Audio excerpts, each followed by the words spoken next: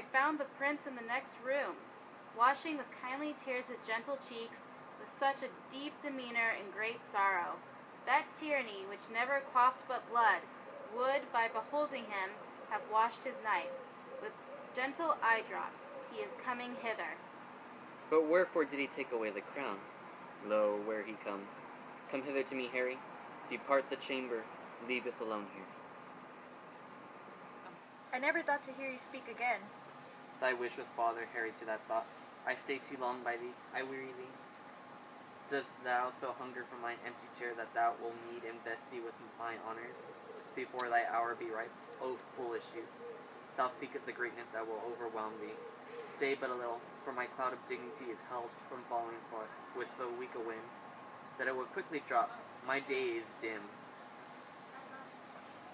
Thou hast stolen that which, after some few hours, were thine without offence, and at my death, thou hast sealed up my expectation. Thy life did manifest thou lovest me not, and thou wilt have me die assured of it. Thou hiddest 1,000 daggers in thy thoughts, which thou hast whet on thy stony heart, to stab at half an hour of my life. What canst thou not forbear me half an hour? That get thee gone, and dig my grave thyself, and bid the merry bells ring to thine ear, that thou art crowned, not that I am dead. Let all the tears that should beheld my hearse be drops of balm to sanctify thy head. Only compound me with forgotten dust. Give that which gave thee life unto the worms. Pluck down my officers, break my decrees, for now time is come to mock at form. Harry the Fifth is crowned. Up vanity, down royal estate, all you sage counsellors hence, and to the royal English court assemble now from every region, apes of idleness. Now neighbour confined, purge you of your scum. Have you a ruffian that will swear, drink, dance, revel the night, rob, murder, and commit the oldest sins in you kind of way? Be happy, he will trouble you no more. England shall double guilt his treble guilt. England shall give him office, honour, might.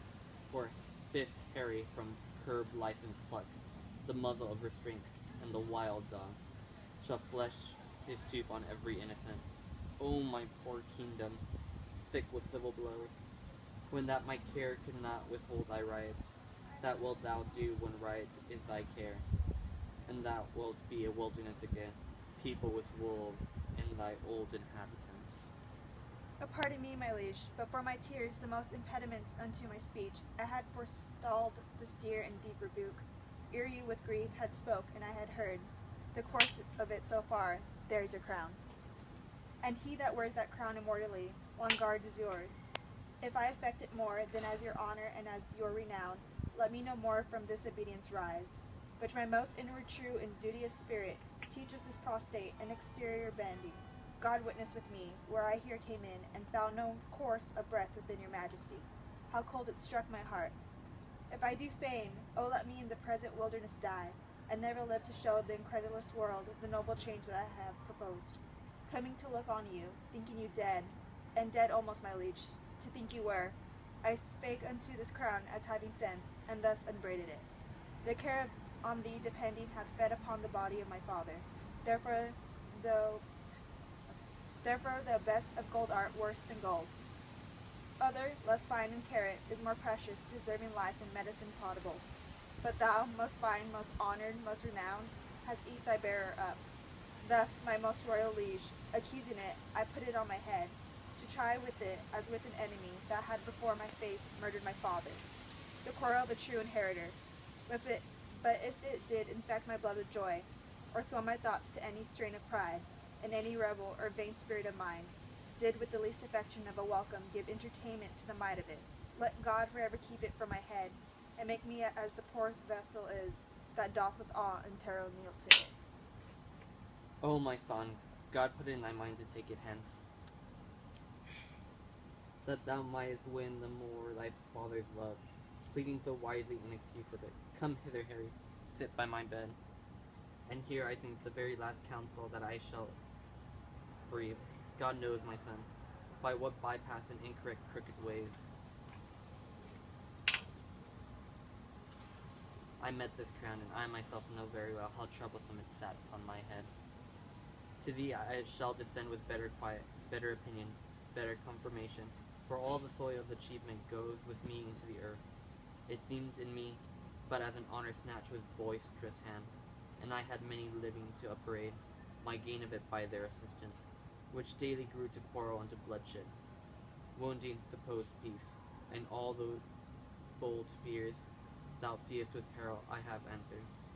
For my reign has been but as a scene acting that argument, and now my death changes the mood, for what in me was purchased falls upon thee in more fairer sort. So the garland wearest successfully, yet though thou standst more sure than I could do, thou art not firm enough, since Greeks are green, and all my friends, which thou must make thy friends, have but their seams and teeth newly taken out, by whose fell workings I was first advanced, and by whose power I well might lodge a fear to be again displaced, which to avoid I cut them off, and had a purpose now to lead out many to the Holy Land, lest rest and lion still make them look too near unto my state. Therefore, my Harry, be thy course to busy giddy minds with foreign quarrels, that action hence borne out may waste the memory of the former days. More would I, but my lungs are wasted so. The strength of speech is utterly denied me. How I came by the crown, O God forgive. I granted make with thee in true peace live. My gracious liege, you won it, wore it, kept it, and gave it to me. Then plain and right must my possession be, which I with more than with a common pain, against all the world will rightfully maintain.